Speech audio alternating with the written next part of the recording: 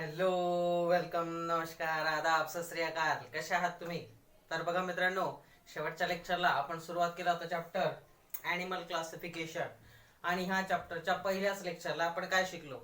आपण एक प्रश्नाचं उत्तर घेतलं होतं की what are the criterias for the classification of living organism. And criterias of the classification of living organisms are number one, cell structure, either prokaryotic और eukaryotic. प्रोकॅरियोटिक म्हणजेच दृश्य केंद्रिकी, सॉरी आदिकेंद्रिकी, आणि युकॅरियोटिक म्हणजेच दृश्य केंद्रिकी. त्याच्यानंतर second criteria was body organization, either the animal और plant that is organism is unicellular और मल्टीसेल्युलर, एक पेशीय की बहुपेशीय. Third criteria was cell wall. If cell wall is present, then they are plants, and in animal cell wall is absent. So this was the third criteria. The fourth criteria was mode of nutrition, means autotrophic, heterotrophic or saprotrophic. Autotrophic म्हणजे स्वयंपोषी, जे स्वतः अन्न स्वतः तयार करतात. दुसरे होते heterotrophic, म्हणजेच जे अन्नावरती दुसऱ्यांवर अवलंबून असतात अन्नासाठी. ठीक आहे, त्यांना हेटरोट्रॉपिक म्हणतात, उदाहरणार्थ animals. And third one was saprotrophic. Saprotrophic means मृतोपजीवी, मेलेल्या ऑर्गॅनिझम वरती जे त्यांचं विघटन घडवून आणतात आणि स्वतः ते त्यावरती जिवंत राहतात, त्यांना म्हटलं जातं सॅफ्रोट्रॉपिक, मृतोपजीवी, मेलेल्या ऑर्गॅनिझम वरती जिवंत राहणारे. ठीक आहे, मग हे तीन प्रकार. त्याच्यानंतर पाचवा जो आपला होता mode of reproduction. Living thing, living ऑर्गॅनिझमचा बेसिक क्रायटेरिया, एक फंक्शन आहे, एक कॅरेक्टर आहे, ते म्हणजे रिप्रोडक्शन. म्हणजेच काय तर काय म्हणू आपण त्याला, प्रजनन. प्रजनन ह्या दोन प्रकारे घडून येते, एक सेक्शुअल लैंगिक, दुसरं असेक्शुअल अलैंगिक. मग ह्या काही क्रायटेरिया होत्या ज्याच्यावरती ऑर्गॅनिझमचं क्लासिफिकेशन आपण केलं. आपण बघितलं माहितीमध्ये की 7 दशलक्ष 7 million organisms, different species are available, है ना. आणि मग ह्या सगळ्याच्या सगळ्या प्रजातींचा जर आपण अभ्यास करायला सुरुवात केली तर हे फार जास्त गोंधळाचं काम होईल आणि अवघड तर नक्कीच होणार आहे. मग ह्यांचं क्लासिफिकेशन जर आपण केलं, यांना जर एका विशिष्ट गटामध्ये जर आपण बसवलं तर अभ्यास करणं पण सोपं होईल आणि सगळ्यांचा अभ्यास सोयीस्कररित्या आपल्याला करता येईल. आणि फॉर दॅट आज आपण आजच्या लेक्चरला पुढचा पॉइंट आपला सुरुवात करणार आहोत, आणि तो आहे हिस्ट्री ऑफ ॲनिमल क्लासिफिकेशन. क्लासिफिकेशनची गरज काय हे तर आपण पाहिलं मागच्या लेक्चरला, की एवढे सगळे 7 मिलियन ऑर्गॅनिझम्स आहेत, ॲनिमल्स आहेत, आणि यांचा अभ्यास करायचा आहे आपल्याला. So that large number of animals, how do we study? So basic method is doing classification. क्लासिफिकेशनचं अनन्यसाधारण महत्व आहे बघा. जसं की तुमच्या घरामध्ये जे स्वयंपाकघर आहे, किचन आहे, याच्यामध्ये भरपूर सारी भांडी आहेत, है ना. मग आता ही भांडी जर एका टोपल्यामध्ये अस्ताव्यस्त भांडी घासून जशीच्या तशी ठेवलेली असतील, आणि तुम्हाला जर काही बनवायचं असेल, फॉर एक्झाम्पल चहा बनवायचा असेल, तर ही चहाची भांडी तुम्ही त्या टपामधून शोधण्यात, त्या टोपल्यामधून शोधण्यात भरपूर सारा वेळ जाईल. मग घरातली भांडी ही एक मांडणीमध्ये मांडलेली असतात, रॅक मध्ये मांडलेली असतात, त्याच्यात पर्टिक्युलर ठिकाणी पर्टिक्युलर भांडी असतात, बरोबर आहे की नाही. यालाच क्लासिफिकेशन म्हणतात.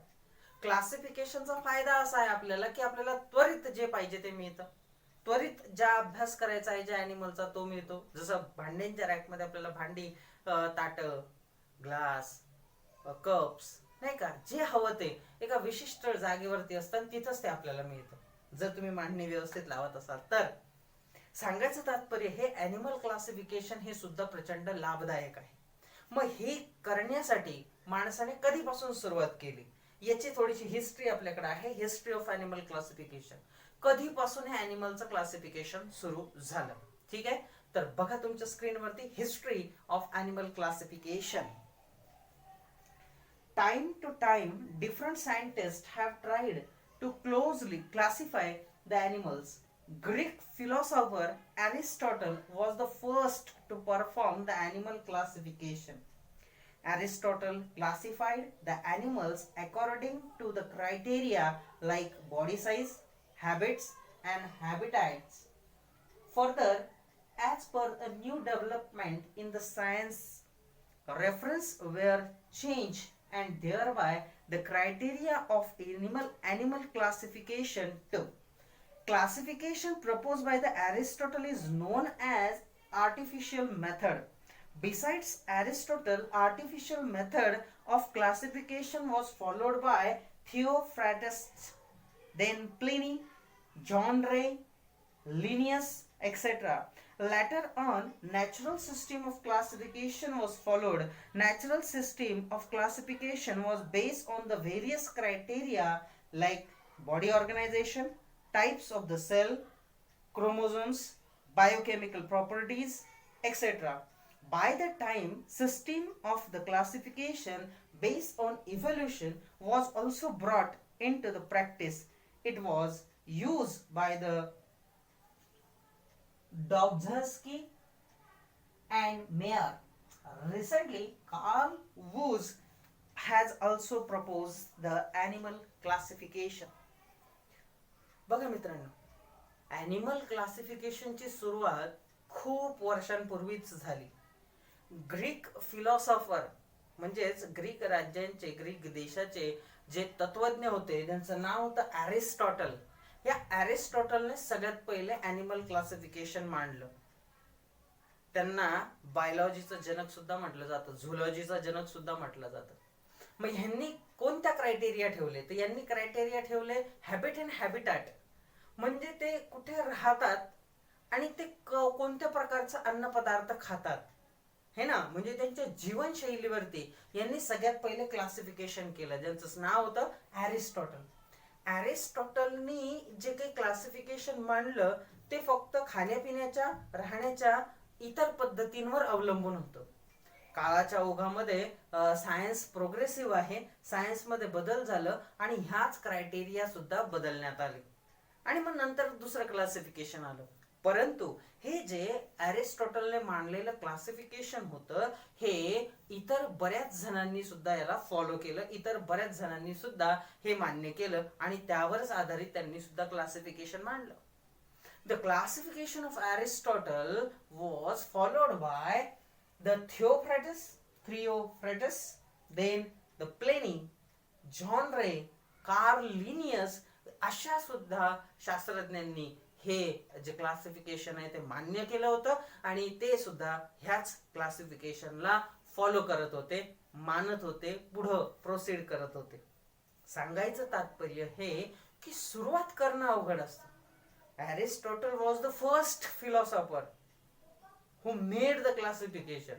त्यांनी सुरुवात केली आणि मग कालांतराने जसं जसं नवीन संकल्पना येत गेल्या, जसं जसं नवीन ज्ञान प्राप्त होत गेलं, जसं जसं नवीन ऑब्झर्वेशन करत गेलो आपण, तर तसं तसं हे क्लासिफिकेशन बदललं, त्याचे क्रायटेरिया बदलले. दुसरं क्लासिफिकेशन मला इथे लक्षात ठेवायचं की ॲरिस्टॉटलने जे क्लासिफिकेशन मांडलं त्याला आर्टिफिशियल मेथड असं म्हटलं जातं. ही artificial method Theophrastus, Pliny, John Ray आणि लिनियस, कार्ल लिनियस यांनी मान्य केलं होतं, हे त्याला फॉलो करत होते. दुसरं जे क्लासिफिकेशन आलं ते होतं natural system of classification. Natural system of classification. मग हे क्लासिफिकेशन मांडण्यात आलं आणि ह्या क्लासिफिकेशन वरती बरेच अभ्यास झाला आणि ह्या क्लासिफिकेशनला देखील मान्यता आली.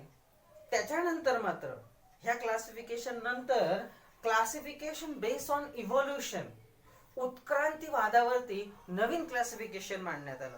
हे क्लासिफिकेशन कोणी फॉलो केलं, कोणी मांडलं आणि कोणी याला पुढे नेलं, तर ते होते डॉम्झस्की आणि मेयर, हे दोन सायंटिस्ट.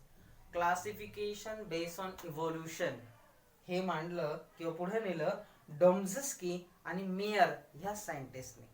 मग ह्याच्यामध्ये बरेचसे क्रायटेरिया आले इव्होल्युशन मध्ये, की इव्होल्युशन कसं घडतं आहे, क्रोमोझोम्स त्याच्यामध्ये आले, त्याच्यामध्ये रिप्रोडक्शनचे हॅबिटॅट आले आणि बऱ्याचशा गोष्टी याच्यामध्ये काय करण्यात आला, समाविष्ट करण्यात आले.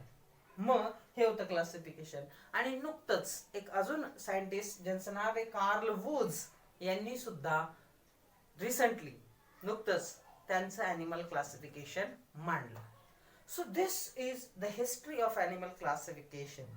ठीक आहे, ही होती हिस्ट्री ॲनिमल क्लासिफिकेशनची. याच्यानंतर what are the benefits of the animal classification. हे जेव्हा ॲनिमल क्लासिफिकेशन मांडण्यात आलं त्याचे नेमके फायदे काय काय, तर पुन्हा एकदा स्क्रीनवरती बघा, ब्ल्यू बॉक्स मध्ये दिलेले आहेत फायदे. बघा, benefits of animal classification. Study of animal becomes convenient. प्राण्यांचा अभ्यास करणं सोपं जाऊ लागलं किंवा सोपं जातं. Second, study of few animals from group help to understand about the entire animal group. काही प्राण्यांचा अभ्यास करून तुम्ही त्या ग्रुप मधल्या सर्व प्राण्यांची कॅरेक्टरिस्टिक किंवा त्यांचा अभ्यास अत्यंत साध्या पद्धतीनं किंवा अत्यंत इफेक्टिव्हली तुम्ही करू शकता. म्हणजे तुम्हाला प्रत्येक प्राण्याचं जे काही क्लासिफिकेशन आहे ते सेपरेटली करायची गरज नाही. त्या ग्रुपमध्ये आला तो ॲनिमल म्हणजे त्याच्यामध्ये सुद्धा त्या कॅरेक्टरिस्टिक्स असणार म्हणजे असणारच. म्हणजेच ग्रुपमध्ये एंटायर ॲनिमल ग्रुपचं क्लासिफिकेशन जर तुमचं झालं तर त्या ग्रुपमध्ये येणारे सगळे ॲनिमल त्याच्यामध्ये इन्क्लूड झाले, सेपरेटली करायची गरज नाही. Third, it gives idea about animal evolution. ह्या क्लासिफिकेशनने आपल्याला ॲनिमल कसे इव्हॉल्व झाले, कसे प्राणी उत्क्रांत झाले ह्याची सुद्धा माहिती मिळते. त्याच्यानंतर 4, animal can be easily identified with a great accuracy. प्राणी नेमका कोणत्या ग्रुपचा आहे, कोणत्या किंगडमचा आहे, कोणत्या सब किंगडमचा आहे हे आपल्याला तात्काळ ओळखता येतं. त्याच्यानंतर फायलम ओळखता येतो त्याच्यानंतर त्याचा क्लास ओळखता येतो आणि बऱ्याच गोष्टी.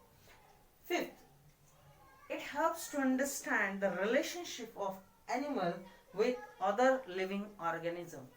ह्यांच्या अभ्यासक्रमामुळे तुम्हाला एका ॲनिमलचा दुसऱ्या ॲनिमल सोबत काय सहसंबंध आहे हे सुद्धा ओळखता येतं. म्हणजे काय रिलेशन आहे त्याचं लिव्हिंग हॅबिटॅट मध्ये.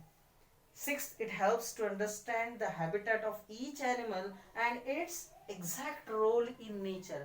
ह्या ॲनिमल क्लासिफिकेशन मुळे तुम्हाला त्या ॲनिमलचा नेचर मध्ये, एन्व्हायरमेंट मध्ये नेमका काय रोल आहे हे सुद्धा कळतं.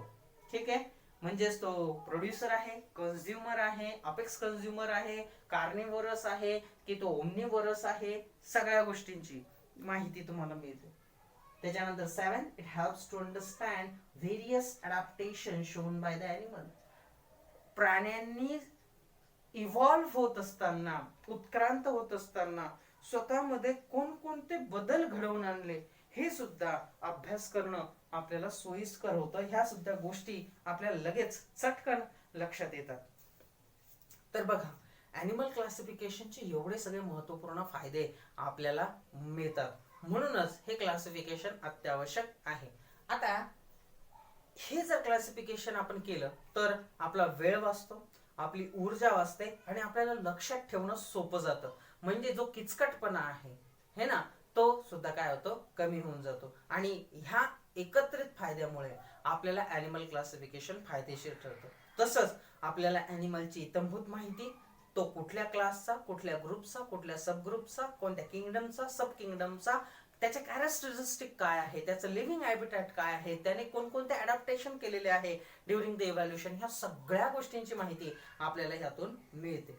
ठीक आहे, त्याच्यानंतर तुम्हाला पुन्हा एकदा पुढचा पॉइंट बघायचा आहे, तो म्हणजे traditional methods of animal classification. पारंपरिक पद्धती काय होत्या ट्रेडिशनल मेथड ॲनिमल क्लासिफिकेशनच्या. Please look on your screen. Traditionally, depending upon the presence or absence of the notochord, the animal kingdom has been divided into 2 groups. पारंपरिक खूप पूर्वीच्या कालावधीमध्ये classification जे आहे ते नोटोकॉर्ड वरून केलं जायचं. नोटोकॉर्ड म्हणजे पृष्ठरज्जू, पाठीचा कणा. आणि याच्यावरून 2 भाग पडले जायचे ॲनिमलचे. एक होते नॉन कॉर्डेट्स म्हणजेच असमपृष्ठरज्जू, म्हणजे त्यांना पृष्ठरज्जू नाहीये, पाठीचा कणा नाहीये. आणि दुसरे समपृष्ठरज्जू कॉर्डेट्स, पाठीचा कणा असलेले. आता नॉन कॉर्डेट्सच्या काही कॅरेक्टरिस्टिक आहेत बघा. Non-chordates. Chordates. Characters of the non-chordates animals are as follows. Number 1. Body is not supported by rod-like notochord. यांचे जे शरीर आहे ते हार्ड कठीण अशा नोटोकॉर्डने म्हणजे पृष्ठरज्जूने जोडलं गेलेलं नव्हतं किंवा ह्यांच्यामध्ये पृष्ठरज्जू नव्हता. कोणामध्ये? नॉन कॉर्डेट्स मध्ये. Second, pharyngeal gill slit are absent म्हणजे कल्लविदरे ह्यांच्यामध्ये नव्हती. जसे माशांना कल्ले असतं बघा रेस्पिरेशन साठी, गिल स्लिट्स आर देअर, मग यांना कल्लविदरे नव्हती. Nerve cord if present is on ventral side and it is solid and paired. ह्यांच्यामध्ये जी नर्व कॉर्ड होती ही जर प्रेझेंट असली, जर प्रेझेंट असली तर ती व्हेंट्रल बाजूला म्हणजे अधर बाजूला आणि सॉलिड म्हणजे ती स्नायू म्हणजे कठीण टणक बनलेली आणि पेअर्ड म्हणजे ही जोडीमध्ये असायची. Third fourth point, heart is if present is on a dorsal side. मागच्या बाजूला काय असायचं तर हार्ट असायचं अधर मागच्या बाजूला डॉर्सल साइडला. Heart is present on the dorsal side. खाली एक येलो बॉक्स आहे तोही घेऊन टाकूयात आपण. Non-chordates are classified divided into 10 phyla. Those phyla are protozoa म्हणजे आदिजीव, पोरिफेरा म्हणजेच रंध्रीय म्हणजे छिद्र असणारे, सेलॅन्टेराटा त्यालाच निडारिया असं सुद्धा म्हणतात. त्याच्यानंतर प्लॅटीहेल्मिंथिस म्हणजे चपट्या कृमी, ऍस्कल हेल्मिंथिस म्हणजे गोलकृमी, ॲनिलिडा म्हणजेच वलई, त्याच्यानंतर ऑर्थोपोडा म्हणजेच संधिपाद, त्याच्यानंतर आहे मोलुस्का म्हणजे मृदुकाय, इकायनोडर्मॅटा म्हणजे कंटकचर्मी आणि हेमिकॉर्डाटा म्हणजे अर्ध समपृष्ठ रज्जू. बघा मित्रांनो, ट्रेडिशनल क्लासिफिकेशन इथं देण्यात आलं. ट्रेडिशनल क्लासिफिकेशन मध्ये ॲनिमल जे डिवाइड केले जायचे ते मुख्य कॉर्डाटावरून डिफाईन केले जायचे, नोटोकॉर्डवरून. नोटोकॉर्ड म्हणजे पृष्ठरज्जू, मग पृष्ठरज्जू म्हणजेच पाठीचा कणा. मग यांच्यामध्ये दोन मुख्य भाग पडले, नॉन कॉर्डेट्स आणि कॉर्डेट्स. नॉन कॉर्डेट्स म्हणजेच असमपृष्ठरज्जू ज्यांच्यामध्ये पाठीचा कणा नव्हता, गिल स्लिट प्रेझेंट नव्हत्या, आणि जर पाठीचा कणा असेल नोटोकॉर्ड असेल तर ती पेअर्ड मध्ये प्रेझेंट होती. जर हार्ट प्रेझेंट असेल तर ते डॉर्सल साइडला प्रेझेंट होतं. अशा काही गोष्टी होत्या. त्याच्यानंतर हे जे नॉन कॉर्डेट्स होते हे 10 संघांमध्ये विभाजित केले जात होते. 10 फायलम मध्ये यांना कॅटेगराइज करण्यात आलं होतं. आणि हे 10 फायलम कोणकोणते होते तर हे होते प्रोटोझोआ, पोरिफेरा, त्याच्यानंतर सेलॅन्ट्राटा ज्याला निडारिया असं सुद्धा म्हणतात, त्याच्यानंतर प्लॅटीहेल्मिंथिस, ऍस्कल हेल्मिंथिस, त्याच्यानंतर ॲनिलिडा, ऑर्थोपोडा, मोलुस्का, इकायनोडर्मॅटा आणि हेमिकॉर्डाटा. असे हे 10 क्लासेस मध्ये यांना काय करण्यात आलं होतं, विभाजित करण्यात आलं होतं. चिंता करायची नाही, हे 10च्या 10 फायलम आपल्याला घ्यायचे आहे. ॲनिमल क्लासिफिकेशन मध्ये सगळीच्या सगळी माहिती आपण मिळवणार आहोत तुमच्या ह्या ॲनिमल क्लासिफिकेशन या चॅप्टर मध्ये, सगळीच्या सगळी माहिती. त्याच्यामुळे हे 10 फायलम सुद्धा त्याच्यामध्ये येणार आहे आणि हे आपण पाठ सुद्धा करून घेणार आहोत. ठीक आहे, हे आपण सगळं करणार पण कधी, पुढच्या लेक्चरला. ठीक आहे, तर आजच्या लेक्चरला आपण बघितलं हिस्ट्री ऑफ ॲनिमल क्लासिफिकेशन, त्याच्यामध्ये Aristotle, natural system of classification, classification based on the evolution, then आपण बघितलं ट्रेडिशनल क्लासिफिकेशन. हे सगळाचा सगळा भाग तुमच्या शब्दामध्ये तुम्हाला नोट्स मध्ये लिहायचा आहे. ह्या लेक्चरला आपण इथं थांबणार आहोत. भेटूयात पुढच्या लेक्चरला. तोपर्यंत घरातच राहा, सुरक्षित राहा आणि शिकत राहा. शिकणं थांबवू नका. धन्यवाद.